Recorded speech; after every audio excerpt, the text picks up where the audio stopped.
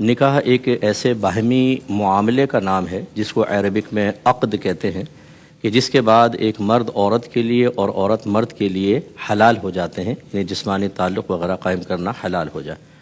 اس کی ابتداءً 3 قسمیں ہوتی ہیں، ایک نکاح صحیح ہوتا ہے، ایک نکاح فاسد ہے، ایک نکاح باطل ہے۔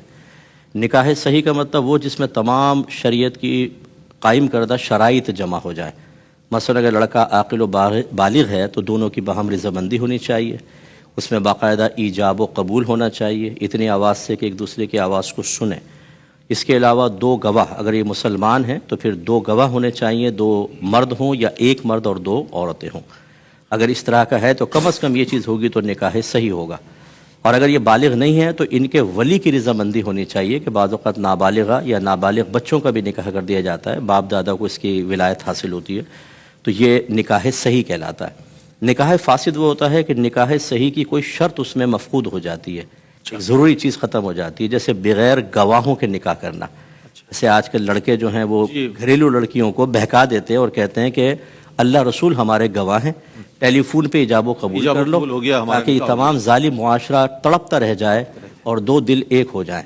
تو وہ بیچاری کر لیتی ہیں اور بعد میں پچھتاتی ہیں، وہ ہمیں فون کر کے کہتی ہیں کہ ہو گیا کہ نہیں ہو گیا، کیوں گھر والے تیاری کر لیتے ہیں نکاح کی دوسری جگہ اور وہ ٹارزن بھاگ جاتا ہے، وہ پریشان ہو جاتی ہیں۔ تو یہ نکاح فاسد ہے کہ جو بغیر گواہوں کے مثال کے طور پہ کیے جائے۔ نکاح باطل وہ کہ جس میں جو اس کے ارکان ہیں، جو ضروری چیزیں ہیں نکاح کی، وہی ختم ہو جاتی ہیں۔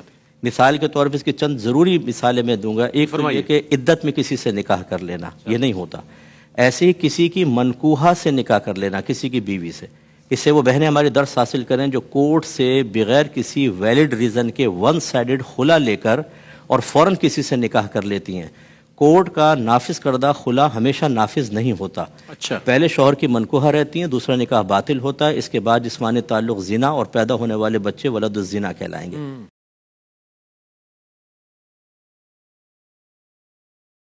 ایک بار اس نے طلاق دیا، پھر 3-4 سال ساتھ میں رہے، پھر طلاق دیا، پھر 2-3 سال ساتھ میں رہے۔ ساتھ میں رہنے کے بعد وہ بندہ کمانے کے لیے باہر گیا، اور پھر اس کے 6 مہینے کے بعد وہ افیئر میں پڑی۔ پھر افیئر میں پڑنے کے بعد 6 مہینہ تک اس کے ساتھ ایسے ہی رہی، لیونگ میں، جو سرکار یہاں کا قانون ہے، لیونگ میں رہی۔ اور لیونگ میں رہنے کے بعد پھر کیا کری، پھر چپکے چپکے نکاح کر لی آدمی کے آنے سے پہلے، ٹھیک ہے۔ اب آدمی اس کے پاس آتا، اس سے پہلے اس نے نکاح کری، اور نکاح کرنے کے بعد آدمی کو یہ بات پتہ چلی اور یہ کلیئر ہوا کہ نکاح کر لی ہے، ٹھیک ہے۔ نکاح کر لی تو اب جو وہ یہ گیپ جو ہوا 6 مہینہ یا سال بھر کا جو گیپ ہوا آدمی سے، تو اس دوران نکاح نہیں ٹوٹا نا؟ نہ، نکاح نہیں ٹوٹے گا نا اس سے۔ چلو خیر، اس نے جو بھی کیا غلط کام کیا ہے، ٹھیک ہے، تو اس غلط کام سزا وہ بھگتے گی۔ اس نے جو بھی خیانت کی ہے، اس خیانت کی سزا وہ بھگتے گی۔ اس کا کچھ بھی ریزن ہو سکتا ہے خیانت کا بھی، ٹھیک ہے۔ اب وہ جو گناہ کرے گا اس کا گناہ کی سزا وہ بھگتے گی یا وہ بھگتے گا، ٹھیک ہے۔ اس نے جو بھی کیا ہے وہ غلط کام کیا ہے، اس کو کوئی سراہ نہیں سکتا، اس کو صحیح نہیں کہہ سکتا کہ اس نے صحیح کیا ہے۔ لیکن اس کو زنا سے مفت کر دے گا تو اس کی تو سزائے کم ہو گئی، وہ تو معافی تلافی کر کے اور اپنا حقدار بن جائے۔ نہیں، ایسا نہیں ہوتا ہے نا، ایسا نہیں ہوتا۔ دیکھو ایک بات سمجھو، بہت سے گناہ ایسے ہوتا ہے نا جس کی سزا اللہ تعالیٰ دنیا میں دیتا ہے، وہ معافی سے نہیں ہوتے۔ بات سمجھو، وہ سزا وہ اس کی گناہ معاف ہو جاتا ہے معافی مانگنے سے، لیکن وہ گناہ کے پیچھے جو نقصانات ہیں وہ اس کو ہوتے ہی ہے، اس کا وبال تو ہوتا ہی ہے۔ اس کی نسل میں بات آتی ہے، اور اس کی خود کی رشتے کے اندر اس کا جو اثر اور جو شوہر کے ساتھ جو رشتہ، جو خاندان کا جو تعلق، وہ سب چیزیں ختم۔ اچھا حضرت، ایک بات یہ بھی ہے کہ اچھا یہ مولانا جو اس کردار سامنے لوگوں کے سامنے بدنام ہو جاتا ہے، اس کی اس عمل سے آئندہ کو اس کی بھروسہ نہیں کرے گا اس طرح کی حرکت کرنے سے۔ یہ سب چیزیں بھی ایک سزا ہی ہے اللہ کی طرف سے ہوتی ہے۔ اچھا دوسرا کہ حضرت یہ مولانا جو نکاح کروا دیتے ہیں اس طرح سے، یہ کہاں تک ٹھیک ہے کہ بھئی سامنے نہ تو طلاق کا پیپر دیکھنا، نہ ہی اس آدمی سے کنفرم کرنا؟ نہیں، اس میں ایسا ہے جوان بھائی جی کہ دیکھو، آپ تو مولانا کے پاس جاؤ کہ ہمارا نکاح پڑا، تو ہم نکاح پڑھنے کے لیے راضی ہیں، جی ہم دونوں راضی ہیں۔ اب مولانا تو پوچھیں گے کہ تمہارے ماں باپ کو بلا لاؤ، تمہارے ماں باپ کو بلا لاؤ، اس کے بعد نکاح پڑھانا چاہیے ذمہ دار کو رکھ کے۔ لیکن اس کے باوجود بھی اگر وہ جھوٹ بولتے ہیں اس میں تو اس میں مولانا کی کوئی گرفت نہیں ہے. اس کو نہیں کرنا چاہیے. اس کو پوچھنا چاہیے مولانا سے کہ اس طرح ہم کر سکتے ہیں کہ نہیں کر سکتے. اس لیے کہ اب اتنے ہزاروں کی تعداد میں تم کو مولانا کی تحقیق کرنا مولانا کی ذمہ داری میں آتا ہے. ویسا نہیں ہوتا ہے. مولانا کی تحقیق کہاں کرنے بیٹھیں گے وہ اتنے سارے دنیا کے اندر؟ اگر کوئی جھوٹ بولے گا تو کہاں تحقیق کرنے جائیں گے وہ؟ نہیں جیسے آپ نے وہ تو آپ کا فریضہ بنتا ہے نا کہ ہم جو حقیقت ہے وہ بتا دیں مولانا کے سامنے. جی یہ معاملہ جیسے ہے، کہ پوزیشن آپ ہے. نے وہ ہمارا اور غزالہ کا کھلا کیا تھا، ٹھیک ہے، ہاں تو ہم نے جب دوبارہ نکاح کیا تھا کچھ مہینے 1-2 مہینہ گزرا ہوگا، تو ہم نے جب وہاں پہ مولانا کو بولا، ٹھیک ہے، کہ ایسے ایسے ہم نے کھلا لیا تھا اس کے گھر پہ ہی، تو کھلا لیا تھا اور ہمارا واپس ہم کو نکاح کرنا ہے. تو انہوں نے باقاعدہ بولے کہ مطلب اس کے پورے گھر والے وہاں پہ موجود ہے، پلس میں وہاں پہ موجود ہوں، اور میں نے مولانا کو بولا اس طریقے سے. انہوں نے بولا کہ وہ آپ بول رہے ہیں، آپ کے بولنے سے نہیں ہوگا، آپ نے جو پیپر بنا ہے وہ آپ پیپر دکھائیے.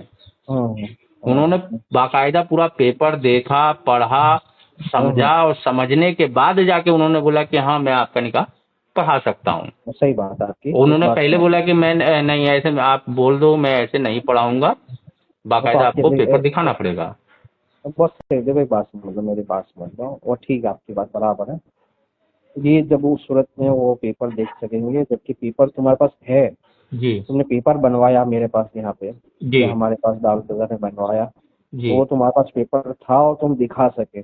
جی اگر تمہارے پاس پیپر نہ ہوتا اور تم نے زبانی طلاق دے دی ہوتی جی تو کیا کرتے؟ برابر. ہر ایک کے پاس پیپر مل جائے کوئی ضروری ہے. جیسے آپ نے کہا مجھے پوچھا ایک طلاق کی اس کا کوئی پیپر بنایا تھا اس نے، جب دوسری مرتبہ طلاق دی تو اس کا کوئی پیپر بنایا تھا اس نے؟ ہر ایک تو پیپر نہیں بناتا ہے نا. جب زبانی پیپر ہے آدمی مکر گیا، اگر مکر جاتا ہے یا چھپاتا ہے بات کو تو اس کی کون تحقیق کرے گا؟ کیسے تحقیق کر سکتا ہے آدمی؟ یہ تو اس کی بھروسے پر ایمان پہ ہی بات کرنا پڑے گا نا. تو آپ کی زبان ہی پر تو اعتماد کرنا پڑے گا. اب ہر چیز کی تھوڑی تحقیق ہو سکتی ہے. اچھا ایسے لوگوں کا روزہ، نماز یا حج، عمرہ یہ سب قبول ہے کیا؟ میں ایسے قریب 4-5 لوگوں کو پرسنلی جانتا ہوں. ارے بھائی بات سمجھو گیا بھائی، اس میں بات ایسی ہے کہ اگر اس طریقے سے اگر اس نے کیا ہے تو وہ تو جانتا ہے کہ میرا معاملہ اللہ کے ساتھ کتنا غلط ہے. ایسا وہ تو اس کا دل تو ایکسیپٹ کرے گا ہی نہیں، چاہے دنیا کچھ بھی کہہ رہی ہے، لیکن اس کو معلوم ہے کہ میں نے کتنی خیانت کی ہے، کیا معاملہ چل رہا ہے. ظاہر سی بات ہے وہ تو کہاں سے قبول ہوگا یہ سب چیزیں. اللہ کے معاملے میں خیانت کرو گے اور خاص کر کے دنیا کے معاملے بندوں کے ساتھ اس طرح کی خیانت کی بات کرو گے تو کہاں سے قبول ہوگی؟ زنا کاری کہاں سے ایکسیپٹ ہوگی؟ بات سمجھنے آ رہی ہے؟ دنیا کچھ بھی کہ نکاح میں ہے لیکن حقیقت کے اعتبار سے نکاح میں تو نہیں ہے. دنیا میاں بھی سمجھ رہی ہے لیکن اللہ کے اور شریعت کی نظر میں تو وہ میاں بھی نہیں ہے. تو کہاں سے میاں بھی بن جائیں گے؟ اولاد کہاں سے صحیح ہوگی؟ جو بھی ہوگی وہ تمہارے صحیح کرنے سے صحیح نہیں ہوتا ہے. جو شریعت نے جس چیز کو صحیح کہا ہے نا، ہم تو دیکھو مسلمان ہیں، ہم مومن ہیں، ٹھیک ہے نا. تو ہمیں تو اللہ کی ذات پر ایمان رکھنا ہے، شریعت پر ایمان رکھنا ہے. کوئی بھی آدمی کوئی بھی کسی طرح کا کوئی بھی الزام تو لگا سکتا ہے. ہاں تو وہ چھٹا چھڑا لینے کے لیے جس کو نہیں رہنا ہوتا وہ یہی الزام لگاتے نا میرا آدمی مارتا پیٹتا ہے، کچا پانی نہیں دیتا ہے. ہلو جی جی ہے نا، سمجھ میں آئی نا آپ کو بات؟ جی جی بالکل بالکل.